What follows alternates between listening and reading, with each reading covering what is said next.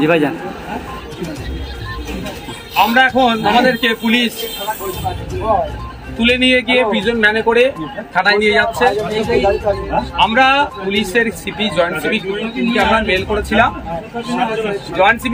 করেছিলাম যে আমরা 20 তারিখ থেকে 27 তারিখ পর্যন্ত আমরা কলকাতাতে একটা ওবিসি যে নতুন ওবিসি ওয়াকফ সংশোধনী আইন 2025 বাতিলের দাবি নিয়ে ওবিসি নিয়ে যে পিছড়ে বর্গের হিন্দু আর মুসলমানদের মধ্যে যে জলঘোলা চলছে, প্রকৃত পিছড়ে বর্গের হিন্দু, প্রকৃত পিছড়ে বর্গের মুসলমান যে ওবিসি থেকে বেনিফিট পাবে সেটা পাচ্ছে না, বারবার কোটফোট হয়ে যাচ্ছে।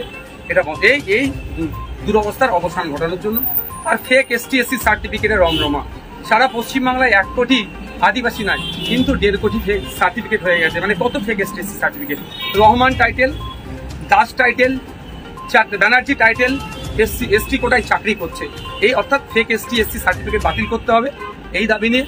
আর পরিযায়ী শ্রমিকরা ভিন্ন রাজ্যে যেভাবে আক্রান্ত হচ্ছে এটা বন্ধের দাবি নিয়ে। এবং পরিশেষে যেটা গুরুত্বপূর্ণ বিষয়, আজকে নাগরিকরা SIR নিয়ে আতঙ্কিত। বিহারে আমরা দেখলাম জ্যান্ত মানুষকে, জীবিত মানুষকে মৃত দেখিয়ে ভোটার লিস্ট থেকে নাম কেটে দিচ্ছে।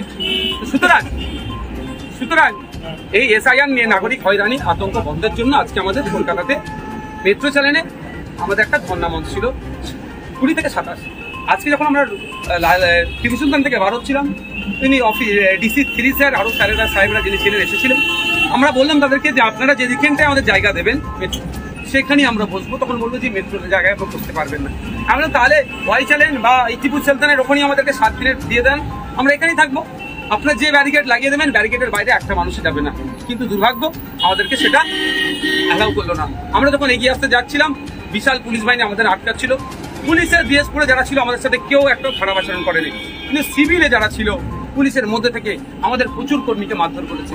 আমাকে হলুদ শার্ট পরে, সম্ভবত হলুদ টি শার্ট পরেছিল, হাতে কি ছিল জানি না, এখানে একটা ঘুষি মেরেছে, প্রচন্ড জোরে ঘুষি মেরেছে,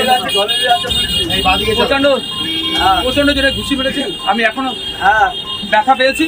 তো আমাদেরকে এখন নিয়ে এসছে। বাংলার মানুষকে বলবো, আন্দোলনটা বিজেপির বিরুদ্ধে, আন্দোলনটা শুভেন্দু অধিকারীদের বিরুদ্ধে। তারপরেও কেন আমাদেরকে রাজ্যের মুখ্যমন্ত্রী আন্দোলন করতে দিচ্ছে না? উনি হুমকি দিচ্ছেন পশ্চিমবাংলায় যে ওয়াকফ নিয়ে আন্দোলন করবে তাকে ডেকে দেবে। আমরাও কথা দিচ্ছি, আমাদেরকে যে গ্রেফতার করেছে যখনই ছাড়বো, আমরা যে ওই মঞ্চে আবার ধর্ণা মঞ্চে বসবো। বাংলার মানুষকে বলবো, আপনারা এই পুলিশ আচরণের, এই মমতা ব্যানার্জির এই আচরণের আপনারা বিরোধিতা করুন, এর বিরুদ্ধে কথা বলুন। একদিকে যেমন ওয়াকফকে বাঁচাতে হবে, ও অপর দিকে SIR নিয়ে যে আতঙ্ক তৈরি হচ্ছে এটাকে ঘুচাতে হবে।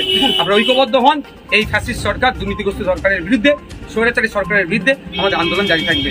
জানি না আমার এখন যা লেগেছে, হয়তো আমাকে হসপিটালাইজ হতে পারে, প্রচন্ড লেগেছে আমাকে। তারপরে বলবো, যারা বাইরে আছেন কেউ আইন হাতে তুলে নেবেন না, শান্তিপূর্ণভাবে আপনারা থাকবেন, মাথা ঠান্ডা করে থাকবেন। এই লড়াই একদিনের লড়াই নয়, এই লড়াই দীর্ঘ লড়াই হবে।